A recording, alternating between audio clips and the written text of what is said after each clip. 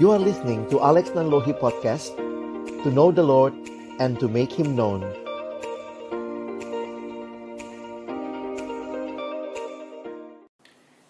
Baik, mari sebelum kita membaca, merenungkan firman Tuhan, kita berdoa. Bapa di dalam surga, kami bersyukur karena kemurahan Tuhan sajalah. Hari ini kami boleh berkumpul memuji, memuliakan nama-Mu. Dan tiba waktunya bagi kami juga untuk membuka firman-Mu ya Tuhan. Kami berdoa biarlah ketika kami membuka firman-Mu, bukalah juga hati kami. Jadikanlah hati kami seperti tanah yang baik, supaya ketika benih firman Tuhan ditaburkan, itu boleh sungguh-sungguh berakar, bertumbuh, dan juga berbuah nyata di dalam kehidupan kami. Berkati baik hamba-Mu yang menyampaikan firman, setiap kami yang mendengar.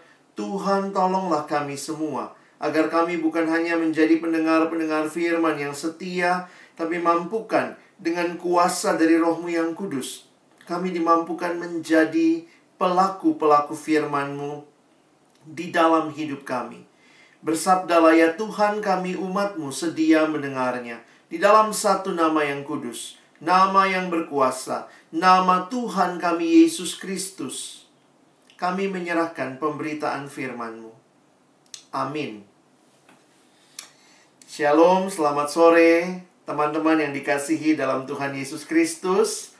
Pertama-tama saya bersyukur untuk kesempatan ini yang Tuhan berikan untuk kita bertemu.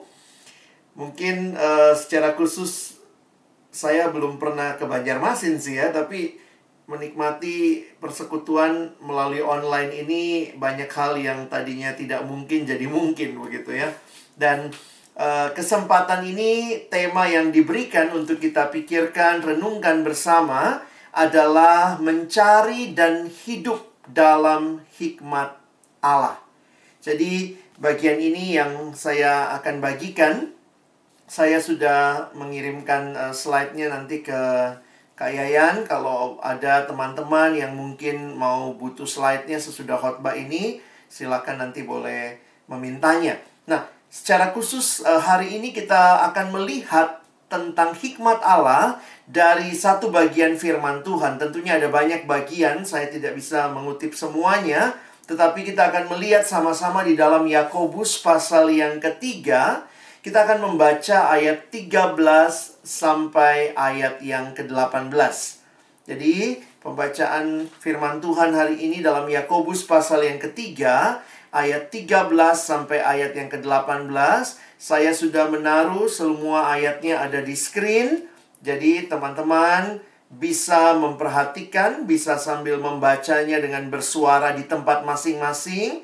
Tapi ingat, mic-nya tetap di-mute supaya suara kita tidak tabrakan ya. Nah, saya akan bacakan Yakobus pasal 1 ayat 13 sampai ayat yang ke-18.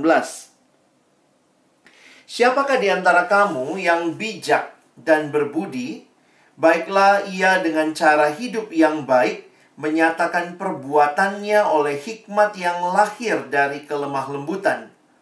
Jika kamu menaruh perasaan iri hati dan kamu mementingkan diri sendiri, janganlah kamu memegahkan diri dan janganlah berdusta melawan kebenaran. Itu bukanlah hikmat yang dari atas, tetapi dari dunia, dari nafsu manusia, dari setan-setan. Sebab di mana ada iri hati dan mementingkan diri sendiri, di situ ada kekacauan dan segala macam perbuatan jahat.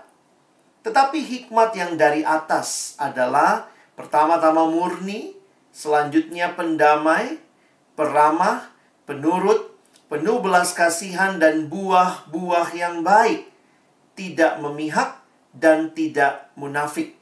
Dan buah yang terdiri dari kebenaran ditaburkan dalam damai untuk mereka yang mengadakan damai. Sedemikian jauh pembacaan firman Tuhan. Yang berbahagia adalah kita yang bukan hanya membaca, tapi merenungkan dan juga menerapkan dalam kehidupan kita.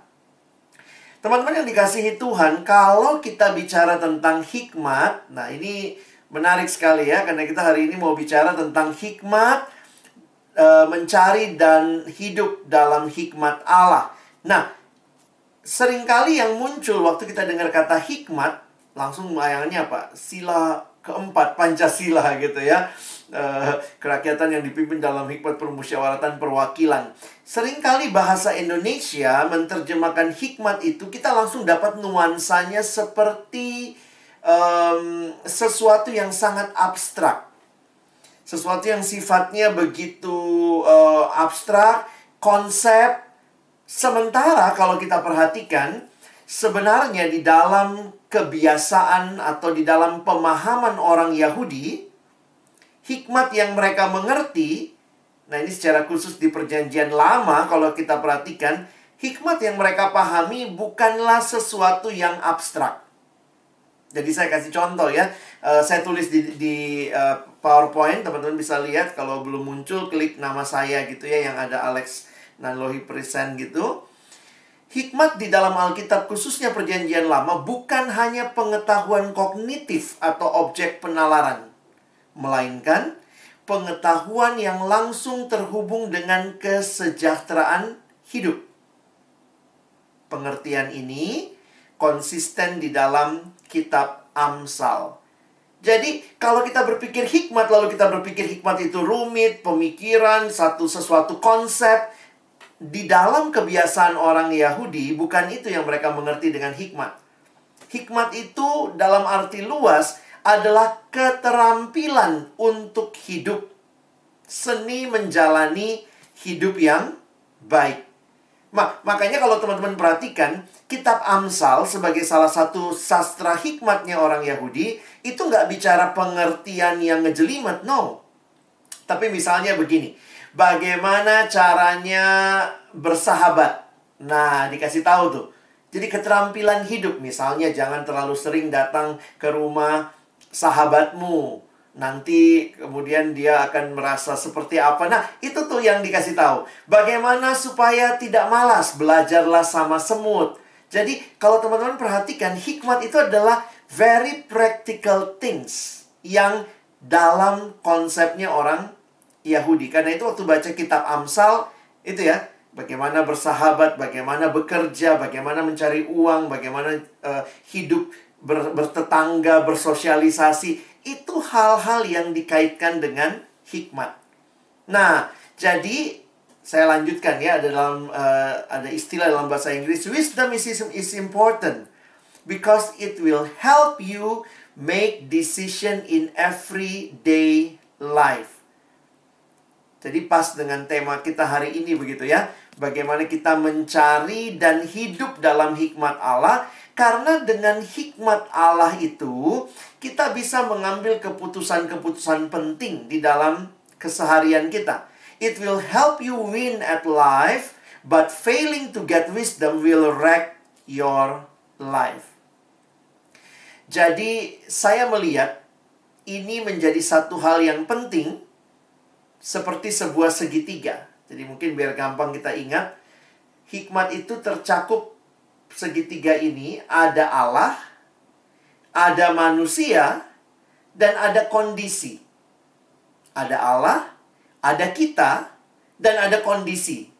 Sehingga, apa artinya orang berhikmat? Ketika dia bisa mengambil keputusan penting di dalam hidup, berkaitan dengan Allah, berkaitan dengan diri sendiri, dan juga dengan situasi yang ada di sekitarnya. Nah, jadi hikmat sekali lagi bukan konsep yang ngejelimet, pemahaman, tetapi hikmat adalah practical things that help us to make decision in life. Jadi orang yang berhikmat adalah orang yang secara tepat hidup di hadapan Allah dan bijak dengan situasi yang terjadi. Jadi ini yang menarik ya. Kalau orang dunia, dia mungkin bisa sangat kelihatan berhikmat, tapi faktor utamanya hanya situasi. Dan diri sendiri tentunya. Diri yang mengambil keputusan. Tetapi kalau kita bicara hikmat di dalam Alkitab, maka ada peran Allah. Why? Kenapa demikian? Teman-teman mungkin perlu menghayati. Ini pertanyaan pertama kita kalau kita lihat tema kita. bagaimana kita mencari hikmat. Nah, di dalam Alkitab, khususnya kitab Amsal mengatakan demikian. Karena Tuhanlah yang memberikan hikmat. Dari mulutnya datang pengetahuan dan kepandaian. Dalam bahasa Inggris, saya kutip terjemahan Contemporary English Version. All wisdom comes from the Lord, and so do common sense and understanding.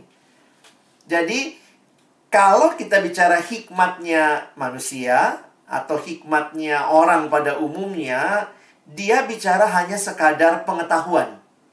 Tetapi di dalam Alkitab, hikmat itu bukan sekadar pengetahuan, tetapi ada pemahaman bahwa ada Allah yang terlibat, dan itu yang menolong kita bisa memutuskan dengan tepat.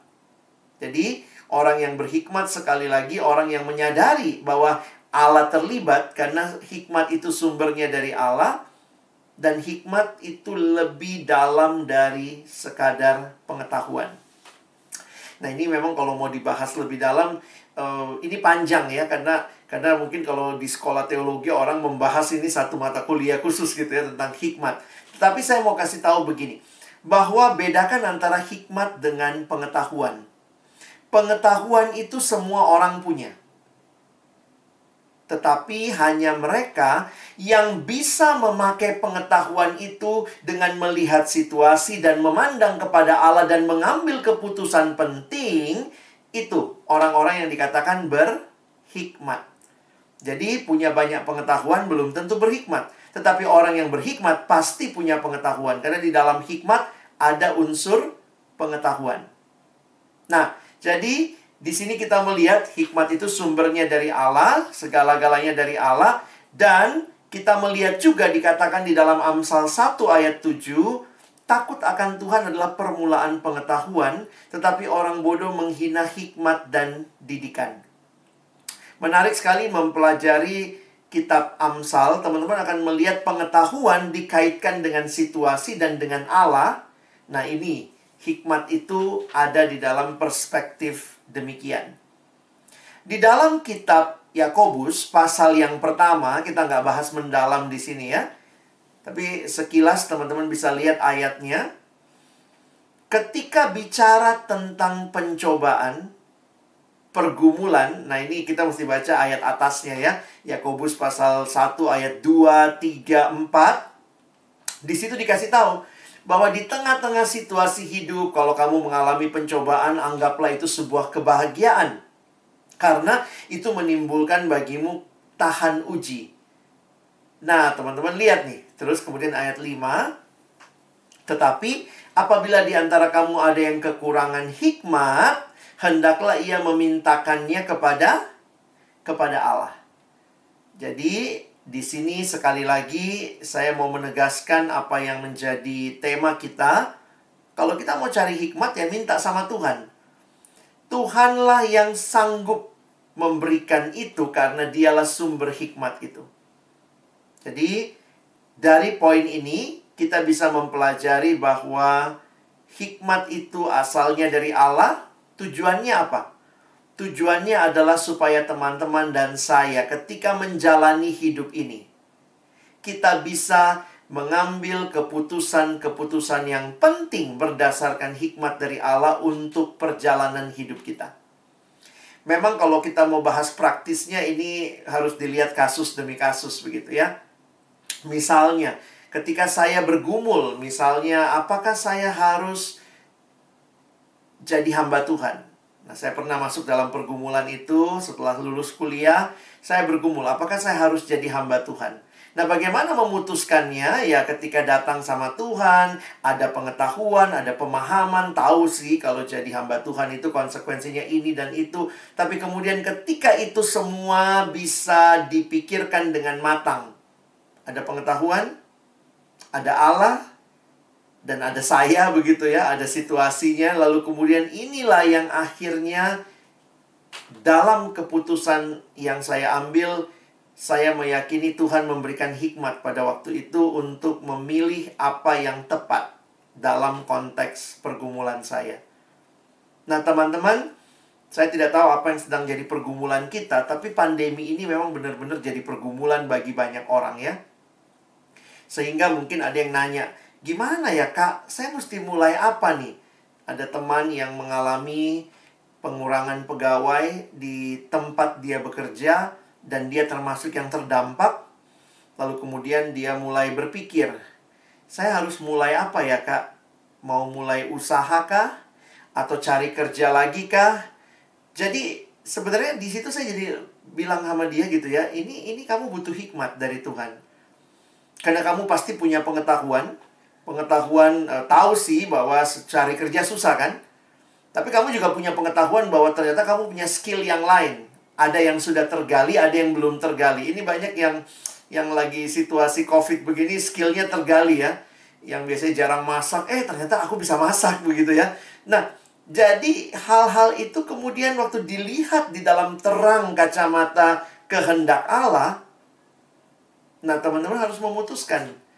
Dan keputusan yang diambil di dalam pimpinan Tuhan, saya meyakini itu adalah keputusan berdasarkan hikmat yang dari Tuhan.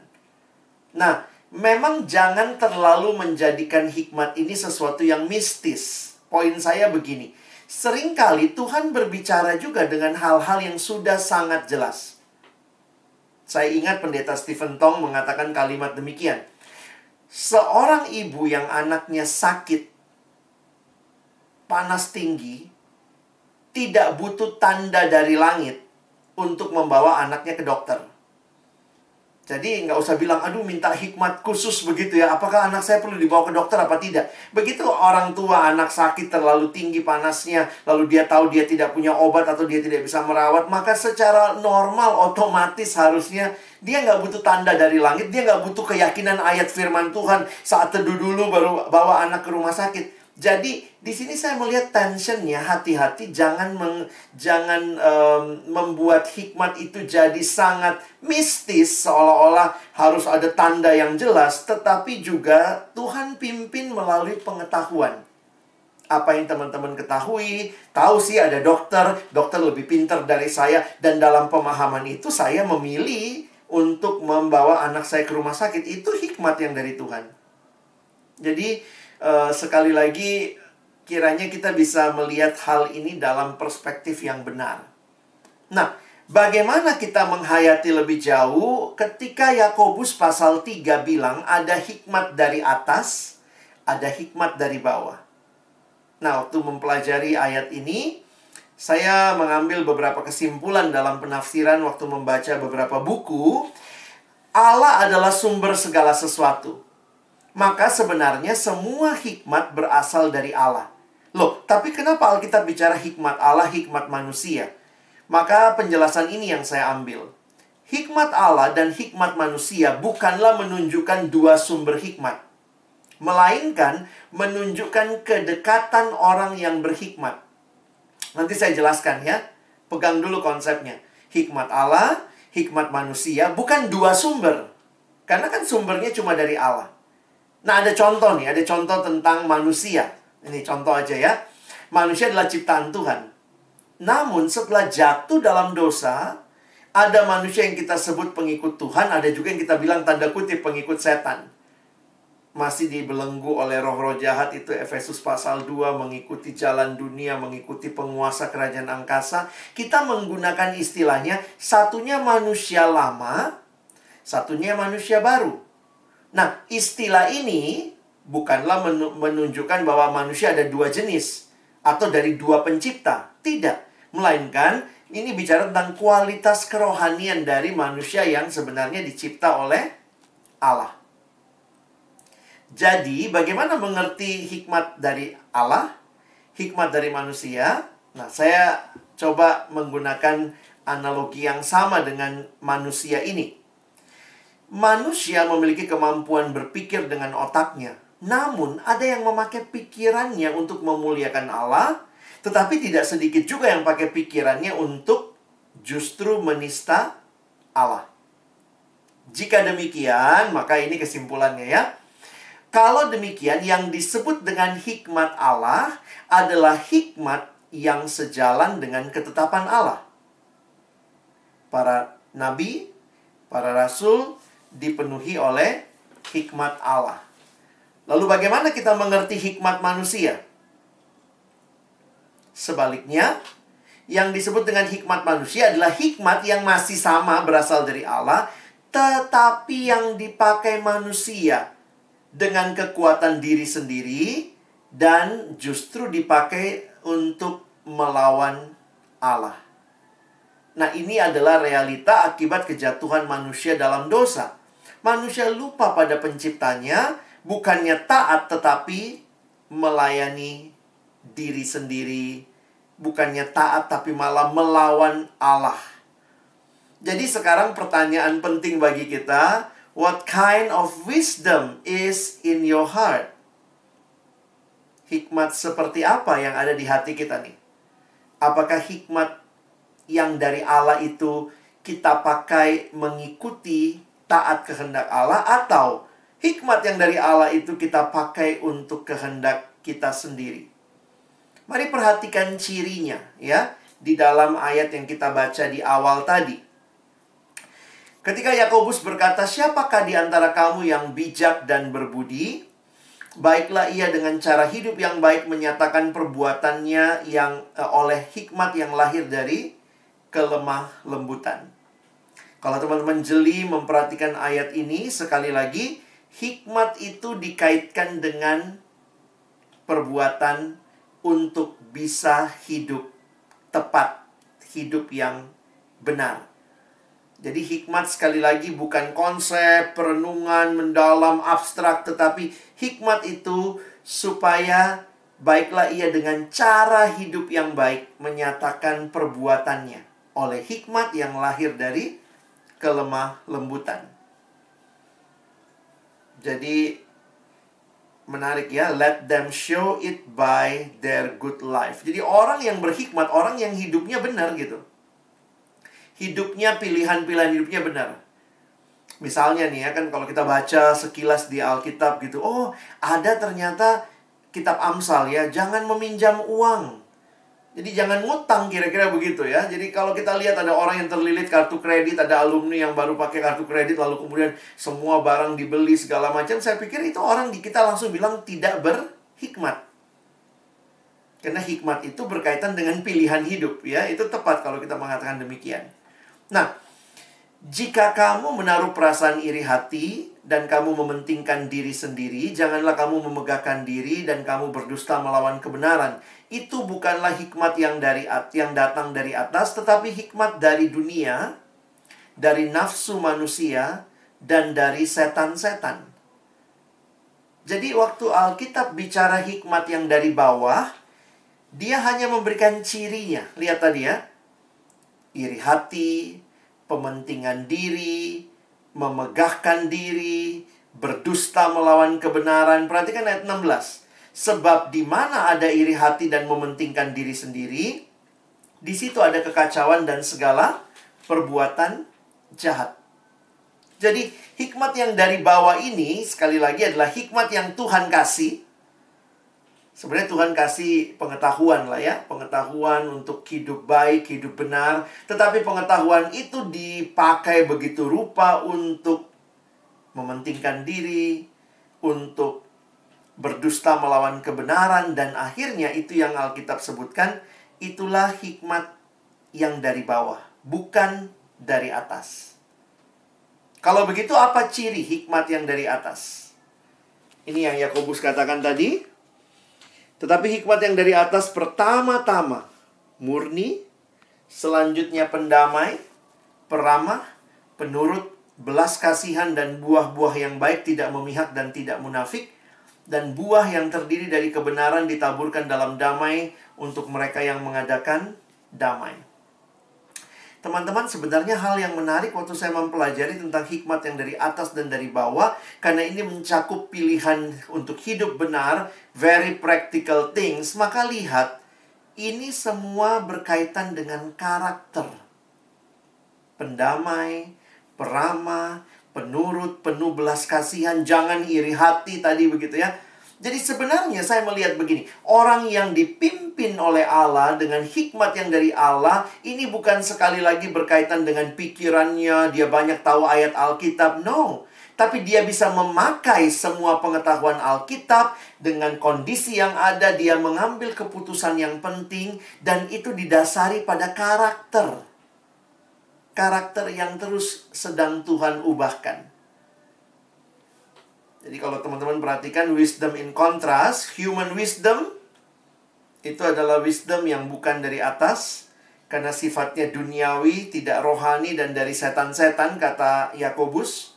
Dan yang dari atas itu disertai dengan peace, loving, submissive, full of mercy, and good fruit, impartial, and sincere. Nah, Tuhan juga mengingatkan lewat Rasul Paulus di 1 Korintus 2 ayat 5, supaya iman kamu jangan bergantung kepada hikmat manusia, tetapi kepada kekuatan Allah. Nah, teman-teman, ini yang harus kita kejar kira-kira ya. Ayo kita kejar hikmat seperti ini. Hikmat di mana di dalamnya kita bisa dengan tepat. Dengan hikmat kita bisa memilih apa yang tepat di dalam kehidupan. Nah, sampai sini kita bicara hikmat. Tetapi saya mau sedikit lebih jauh mengajak kita refleksi. Kalau teman-teman sejauh ini melihat hikmat, apa bayangan kita tentang hikmat? Oke, itu bukan pikiran, bukan pemahaman, tetapi sebuah keputusan penting, tindakan yang tepat, mengambil keputusan penting dalam situasi yang ada. Tapi ada cara yang menarik ketika Alkitab memperkenalkan hikmat itu di dalam Perjanjian Baru. Sebenarnya sudah muncul sejak Perjanjian Lama, tetapi dalam Perjanjian Baru ini dispesifikkan lagi. Nah, kita lihat pertanyaan refleksi ini. What if wisdom was a person who spoke to you, and by listening to wisdom's voice, you could actually grow in wisdom? Bagaimana, saudara, kalau hikmat itu adalah seorang pribadi? Sebenarnya ini juga yang muncul di dalam kitab hikmat. Kalau teman-teman membaca kitab Amsal misalnya, Amsal mempersonifikasi hikmat. Sehingga di dalam Alkitab Perjanjian Lama, hikmat itu digambarkan sebagai, atau gendernya itu feminin, ya, perempuan. Jadi hikmat itu digambarkan dengan personifikasi. Jadi bukan it, tapi her gitu ya. Tapi she, kira-kira seperti itu. Nah, lebih menarik lagi sebenarnya karena personifikasi ini, kita nggak bahas ini laki perempuan ya, tetapi ketika kita melihat lebih jauh lagi, Perjanjian Baru memberikan fakta ini. Di dalam Kristus tersembunyi segala harta, hikmat, dan pengetahuan. Teman-teman bisa pahami ya. Kita bicara hikmat-hikmat, bagaimana mengambil keputusan penting dengan pemahaman yang dari Allah, dari situasi, kita mengambil keputusan penting. Tapi Alkitab mengatakan hikmat is a person. Dan itu adalah Yesus dari Nazaret. Wisdom is a person with whom you can be in relationship, Jesus of Nazareth. Teman-teman, mau berhikmat? Pertanyaannya, sudahkah Yesus jadi Tuhan dan Juru Selamatmu secara pribadi? Kenapa? Karena dialah hikmat itu sendiri. Kalau saya mau hidup berhikmat, saya harus punya relasi dengan sang sumber hikmat. Sehingga kalimatnya, when your vertical relationship with God is right, waktu hubunganmu secara vertikal dengan Tuhan benar, maka pasti pilihan-pilihan hidupmu, your horizontal relationship with others, dengan orang-orang di sekelilingmu, bahkan juga dengan dunia di mana engkau dan saya hidup, akan benar juga. Sekali lagi ya, kan tadi kalau lihat kitab Amsal, hikmat itu berkaitan dengan apa? Bagaimana hidup di dalam dunia, bagaimana bertetangga, bagaimana kalau punya saudara, bagaimana kepada pegawaimu, itu semua ada di dalam kitab Amsal. Bahkan bukan hanya dengan person, tetapi dengan dunia di sekelilingnya. Bagaimana memperlakukan harta. Amsal bicara itu. Bagaimana menggunakan kemampuan, ability yang Tuhan kasih. Jadi coba baca nasihat Amsal itu kaitannya sama orang, saya dan saya dengan dunia di sekitar saya. Nah, menarik sekali kekristenan berbicara bahwa hikmat itu telah menjadi manusia dalam Kristus sehingga teman-teman dan saya punya teladan bagaimana hidup berhikmat. Siapa yang kita contoh? Lihat hidup Yesus. Bagaimana berelasi dengan keluarga. Yesus punya keluarga. Dia punya ibu, dia punya ayah, dia punya saudara-saudara. Bagaimana berelasi dengan uang. Banyak pengajaran Yesus bicara tentang uang. Janganlah menyimpan bagimu harta di dunia ini yang bisa lapuk dan seterusnya. Jadi akhirnya kita bersyukur sebagai umat Allah yang namanya hikmat itu bukan sekali lagi sebuah pilihan-pilihan semata, tetapi menjelma nyata dalam pribadi Kristus. Dan karena itu, waktu kita berelasi dengan Kristus semakin dalam, maka pilihan-pilihan hidup kita pun adalah pilihan-pilihan hidup yang mencerminkan hikmat Allah sendiri. Jadi teman-teman, sebagai aplikasi, mungkin buat teman-teman yang mendengar sejak tadi, iya ya, hikmat itu sebegitu indahnya, realnya, dalam Kristus. Dan aplikasi apa yang bisa kita pikirkan? Ya, bagi saya, tempatkan Yesus sebagai pusat hidupmu kalau engkau mau hidup dalam hikmat. Harusnya hari-hari hidup kita, pilihan-pilihan kita di dalam kesibukan. Alumni kan biasanya terdengar sibuk begitu ya. Pilihan kita di dalam memilih pasangan hidup buat yang sedang bergumul mencari pasangan hidup. Pilihan kita untuk mendidik anak buat yang sudah punya keluarga dan punya anak. Pilihan kita dalam pekerjaan, pilihan kita di dalam rumah tangga, di dalam menyikapi harta benda. Itu harusnya adalah didasari kepada kehadiran Kristus di pusat hidup kita sebagai sumber hikmat itu. Mungkin praktisnya seperti apa dong kalau kita mau hidup berhikmat ya. Nah, saya ingat ini selalu ya muncul. Ini disebut ilustrasi roda. Ini dibuat oleh seorang bernama Dawson Trotman. Bapak Dawson Trotman menggambarkan hidup orang Kristen itu seperti roda. Di mana roda itu yang muter sebenarnya dalam roda itu porosnya. Sehingga dia katakan di pusat hidup harus ada Kristus. Tapi bukan hanya itu, kita harus punya relasi yang dia gambarkan dengan dua jari-jari. Satu yang vertikal, hubungan dengan Allah. Saya bicara sama Allah, namanya doa. Allah bicara kepada saya melalui firman Tuhan.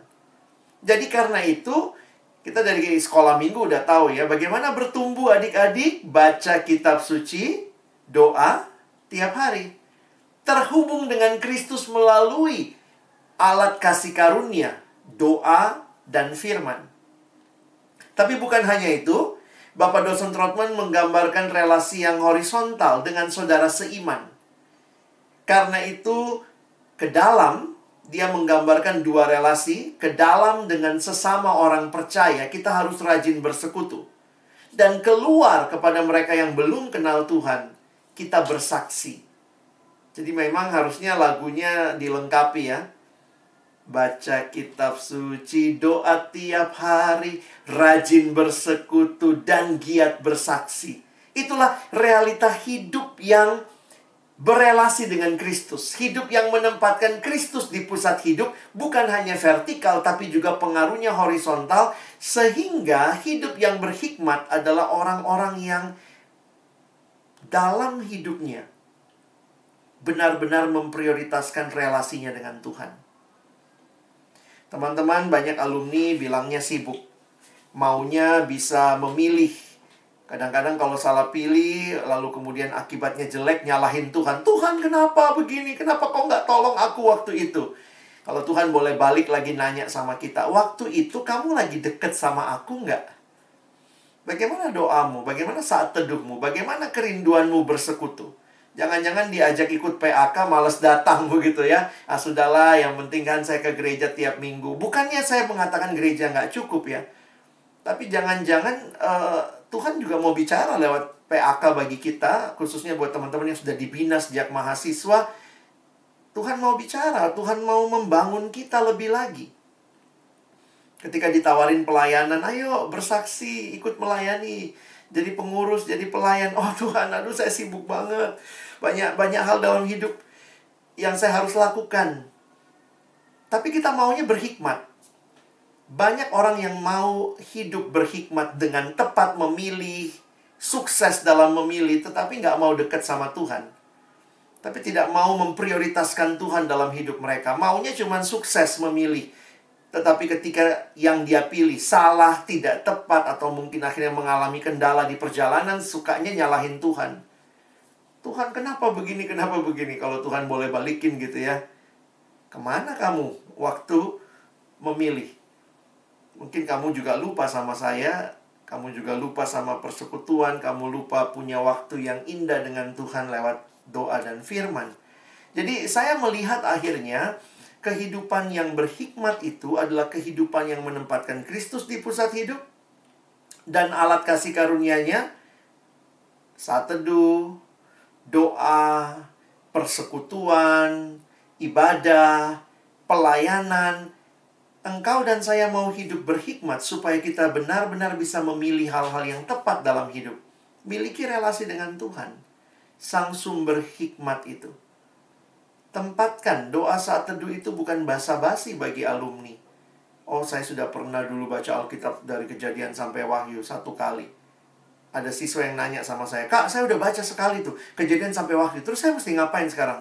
Saya bilang, baca lagi. Hah? Ulang lagi, Kak? Iya, Kejadian sampai Wahyu. Kalau udah selesai, ulang lagi. Kejadian sampai Wahyu. Kita belum pernah selesai mengenal Tuhan.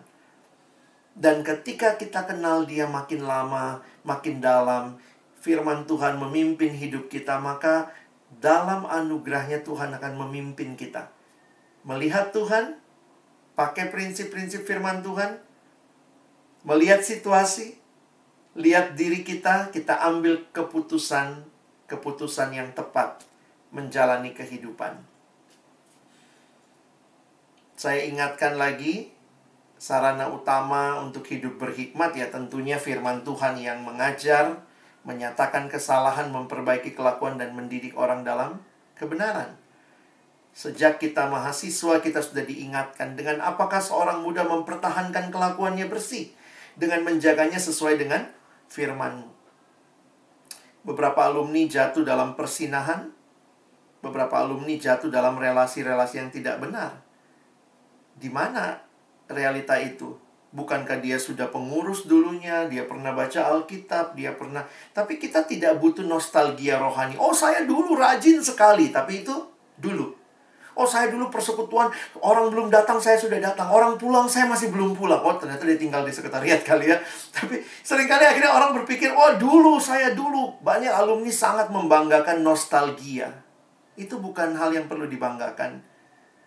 Kita bersyukur Tuhan pernah pakai kita di masa itu. Tapi bagaimana kerohanian kita sekarang? Kitab Amsal mengatakan pilihan-pilihan. Jangan pergi ke rumah sang pelacur. Oh, itu jelas itu ya. Jangan main-main sama si pelacur. Hati-hati, dia bisa menjerat kamu. Jadi kalau baca kitab Amsal itu nasihatnya praktis-praktis banget gitu ya. Lihat pelacur. Nah, gimana nih? Ada pelacur, ini kondisi. Ini saya, ini Allah. Apa pilihan kita? Ah, main-main sama pelacur. Bukan. Dari mana saya bisa jaga kelakuan saya bersih? Waktu saya terus dekat sama Tuhan, firman-Nya menuntun hidup saya. Sehingga waktu lihat pelacur, lihat uang, lihat mabuk. Misalnya di dalam Amsal mengatakan, jangan mabuk. Jangan minum minuman keras. Karena kamu nggak bisa kontrol dirimu. Seperti pelaut, itu nanti ada di Amsal 16 kalau saya nggak salah. Amsal itu selalu memberikan perspektif ini. Kenapa? Karena dunia cuma punya perspektif saya dan realita. Tetangga, saudara, pasangan, pelacur, uang. Dunia hanya melihatnya seperti ini. Dua relasi. Tapi kita mesti lihat Allah. Karena kita anak Tuhan dan Allah akan memimpin kita mengambil keputusan. Nah, bagaimana kita dipimpin Allah? Biarlah firman Tuhan yang memenuhi pikiran kita. Bukannya sinetron, bukannya gosip-gosip kantor. Kita dipimpin bukannya dengan kata teman, ngapain hidup jujur, kau hidup jujur nanti kau nggak punya apa-apa. Itu kata dunia. Waktu kita lihat harta, lihat Tuhan, lihat kondisi kita, saya butuh duit. Ada kesempatan korupsi, tapi saya tahu ada Tuhan, maka pilihan hidup saya apa? Nah, orang yang seperti ini akan bisa terjadi kalau dia dipimpin oleh firman Tuhan terus-menerus. Kalimat dari D.L. Moody, "The Bible will keep you from sin, or sin will keep you from the Bible." Alkitab tidak sekadar diberikan untuk informasi bagi kita ya. The Bible was not given for our information, but for our transformation. Dan kiranya transformasi ini terjadi terus-menerus dalam hidup kita sebagai alumni. Alumni yang berhikmat karena terus-menerus dipimpin oleh Tuhan Sang Sumber Hikmat itu. Ini terjemahan Indonesianya. Membaca Alkitab tidak dimaksudkan untuk sekadar menambah pengetahuan. No, tapi mengubah hidup. Kita butuh pengetahuan, butuh. Tapi pengetahuan itu harus kita aplikasikan dalam situasi hidup. Ketika teman-teman makin sibuk, makin banyak pilihan-pilihan hidup yang harus kita buat, kiranya firman Tuhan memimpin kita. Allah sendiri Sang Sumber Hikmat itu. Kita nikmati relasi dengan Dia yang akan membawa kita maju terus untuk hidup bagi Dia. Kiranya apa yang disampaikan melalui firman Tuhan, beberapa contoh wawasan kehidupan, saya sekali lagi tidak tahu persis teman-teman punya pergumulan apa. Mungkin alumni baru beda pergumulannya sama alumni yang sudah lama. Tapi ya, sekali lagi ya, kita, ini hidup saya, lalu di sekitar saya nih ada pilihan-pilihan bagaimana relasi-relasi. Bukan hanya relasi juga, tapi ada juga benda-benda. Ya, ada uang, ada harta, ada seks gitu ya, ada hal. Nah, bagaimana saya dan realita ini berhadapan, kiranya kita tidak dipimpin oleh dunia, tapi kita dipimpin oleh Allah yang adalah sumber hikmat itu. Selamat menjalani hidup dalam hikmat Allah. Kiranya Tuhan menolong kita bukan cuma jadi pendengar firman, tapi jadi pelaku-pelaku firman-Nya. Amin. Mari kita berdoa. Tuhan, terima kasih buat kebenaran firman-Mu yang mengarahkan hati kami kepadamu, Allah sumber hikmat, dan terus memohon pimpinan-Mu ya Tuhan, melalui firman-Mu, melalui doa, melalui persekutuan, melalui pelayanan yang Tuhan karuniakan. Tolong kami jadi alumni-alumni yang berhikmat, karena kami berelasi dengan sumber hikmat, yaitu Engkau sendiri ya Tuhan kami Yesus Kristus. Ada begitu banyak pilihan yang harus kami buat dalam dunia ini. Ada begitu banyak hal yang mungkin begitu menarik hati kami. Tapi biarlah sekali lagi, kami bukan hidup bagi dunia. Kami hidup bagi Allah. Kami tidak mau dipimpin oleh hikmat dari bawah, yang kami sendiri pilih demi menyenangkan hati kami, demi egoisme kami, demi kemegahan kami. Tapi biarlah hikmat yang dari atas, hikmat yang dari Allah, itulah yang boleh kami alami. Sekali lagi terima kasih untuk firman-Mu. Terima kasih untuk setiap kebenaran yang memerdekakan hati kami. Tolong kami bukan cuma jadi pendengar firman yang setia, jadikan kami pelaku-pelaku firman-Mu dalam hidup kami. Ini doa kami, ucapan syukur kami dalam nama Yesus. Kami menyerahkan diri kami sesama alumni PAK Banjarmasin ke dalam tangan kasih Tuhan. Dalam nama Yesus kami berdoa. Amin.